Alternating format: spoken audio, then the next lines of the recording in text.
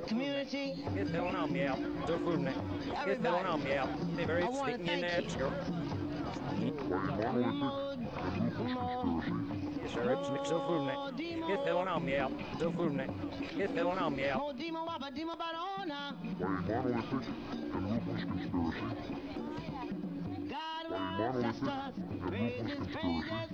That relies primarily on covet. Oh, there was a pipe inside there, so we walked inside there, and then he went in the backyard and saw the plants, and she, you know, so they even though they knew she was a patient, they took her plants, they destroyed her life, they made her go through court.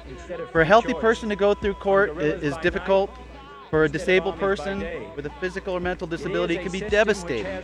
And the problem for the last 12 years is what's been happening is it's been the sickest and the poorest people who have been on the front lines of this war. Imagine if we sent our sick and disabled out to Iraq and forced them to fight the battles for us. Intelligence, economic, scientific, and political operations.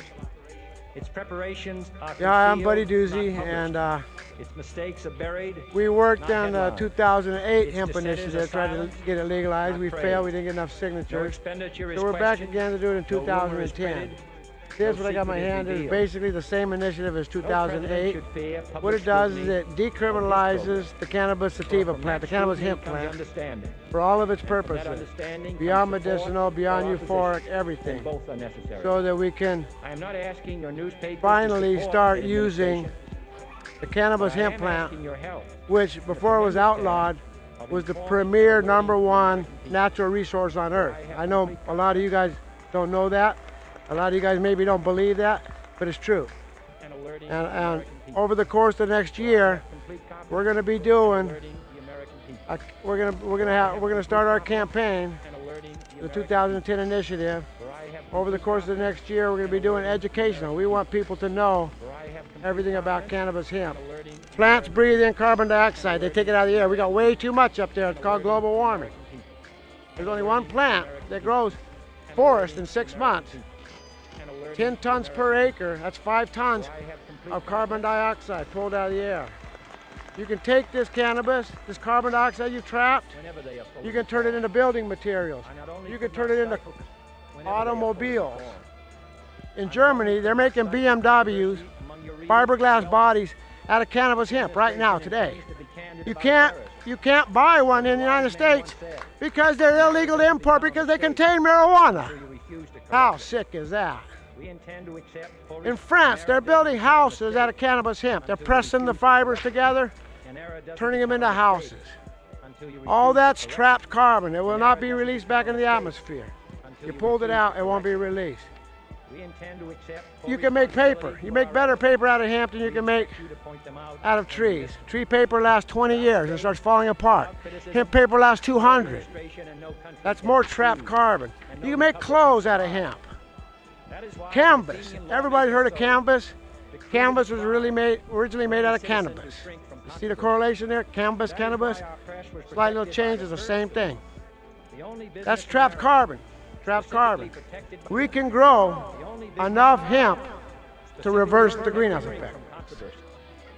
Well, that was the law until the legislature and the judicial system and the politicians got through shredding it, just as they're trying to shred 215 now, and why the federal power is being exerted to try and put a stop to something that is inevitable. I see that what Buddy was saying, just take paper alone. Paper's big stuff. Paper is what they print the newspapers on. Well, if you were to take the soil bank, a portion of it, and plant it in hemp plant, you could make enough paper so that you would never, ever have to cut down another tree. Wood is too beautiful to be buried inside of walls, building stuff. Composites, you can make timbers and plates, everything you can make out of plastic, you can make out of finely pulverized hemp plant. It's green to the max, This is just one aspect of a plant that is a miracle on 10 different fronts. Let me show you. There's a lot of people here from different organizations, different things. Is there anybody out here that has something they're planning, like trying to equal a major? Somebody was telling me the other day on the phone that somebody was working on like a medical carnival or something. Somebody else was planning a festival like Seattle. Is there anybody working on anything like that or wants to say something about the organization? Briefly, Richard Davis, you would be traveling. We have Richard Davis, who's traveling. So it is to the printing press. I've known to the recorder of man's 20 years. The keeper of his conscience, the courier of his news, that we look for strength and assist to the recorder of man's This is something I just want to say because I heard about this and I think it's important if it transpires. The keeper of his conscience. A guy named Brian Roberts emailed me after seeing my website, which is hempmuseum.org. He has now a spot in the convention center where he plans on holding a hemp convention in Los Angeles in June, as I understand it. Now, if that transpires, then all of us that deal with cannabis with your help, need to be there. Man will be what he was born to be, free and independent. It's about 4:17. We have Happy 420. Welcome to the THC Expo. Big round of applause right here, right now. Mr. Todd McCormick made this happen. Please, I want to hear the whole house. I can't hear you. Give me another one from Todd McCormick.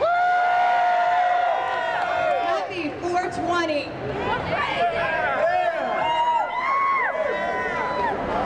Well, brothers and sisters from California, I salute all of you who made Proposition 215 happen, because that's why we're here. It didn't happen because of anyone in our government. It happened because of all of you. So don't forget that this country is by the people and for the people, and we need you to be heard. It is my distinct pleasure and honor to address this group. My name is Lawrence Brooks. I am the inventor of the transdermal cannabis patch. Hey guys, thank you. Ladies and gentlemen, is there anybody else that, you know, there's different... The very word secrecy is repugnant in a free and open society. And we are, as a people, inherently and historically opposed to secret societies, oh wait, I am on television. to secret oaths, what is your and name, to secret sir? proceedings.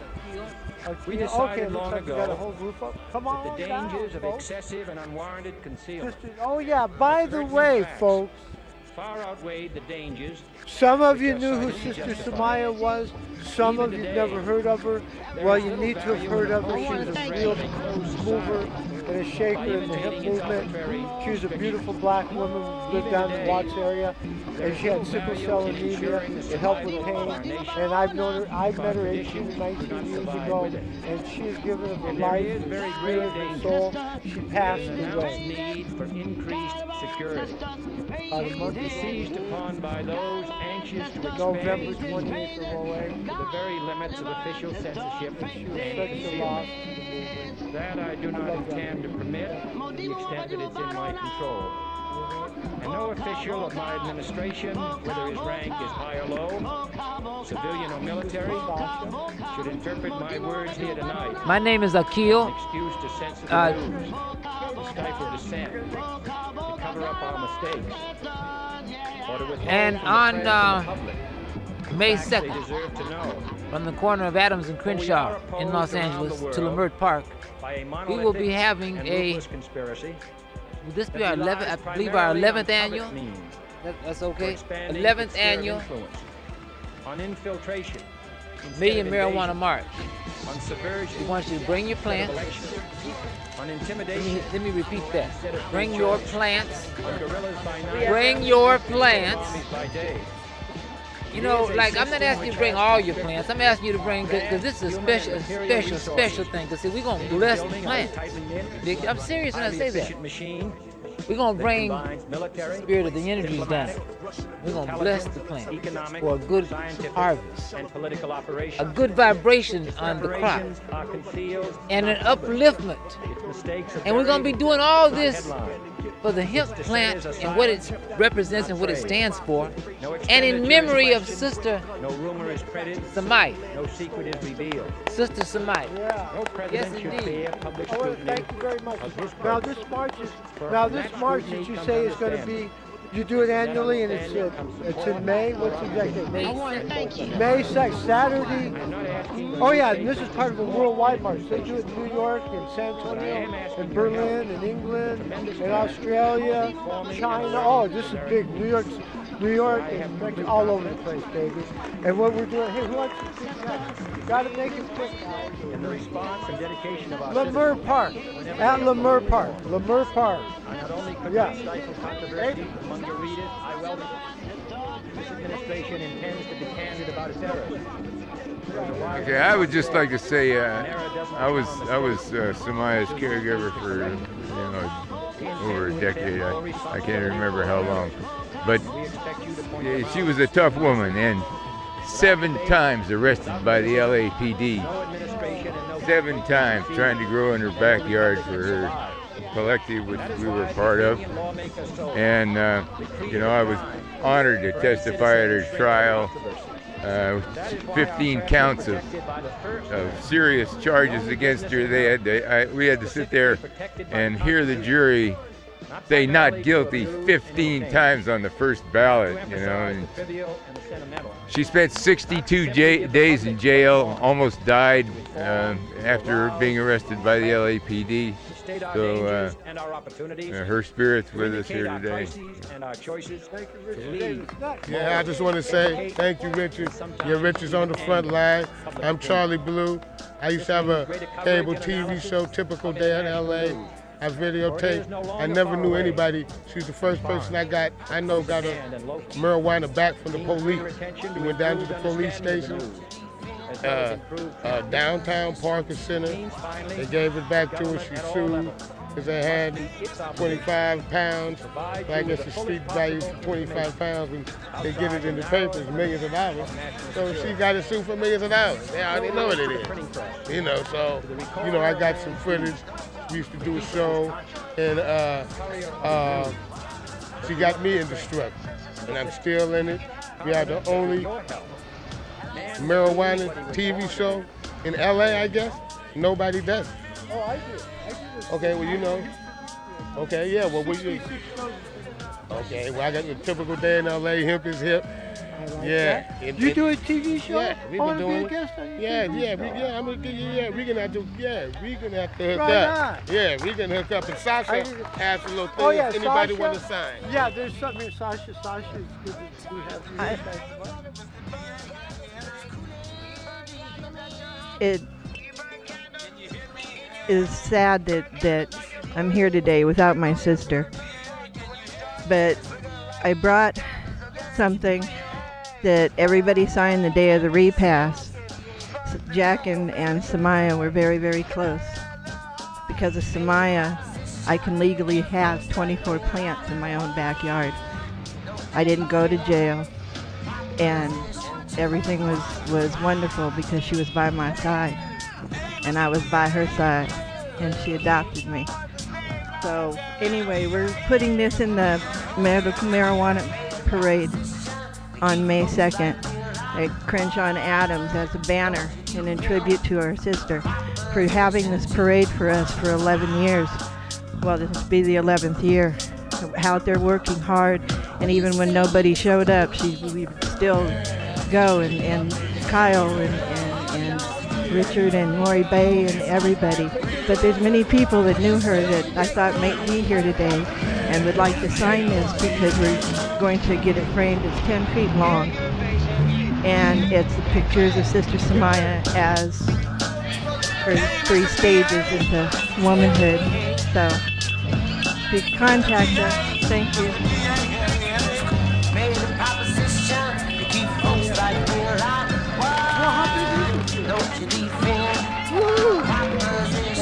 We're on rolling, guys.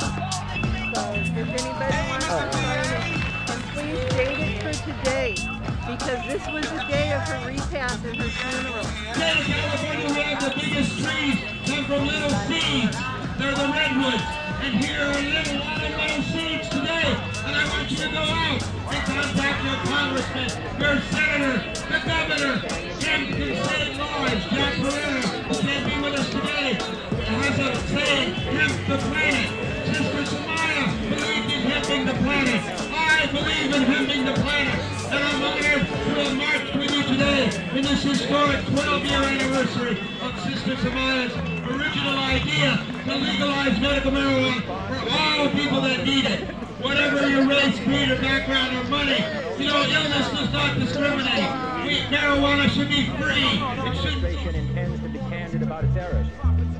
As a wise man once said. What do you guys want to say to the world? Free the herb! Free the herb!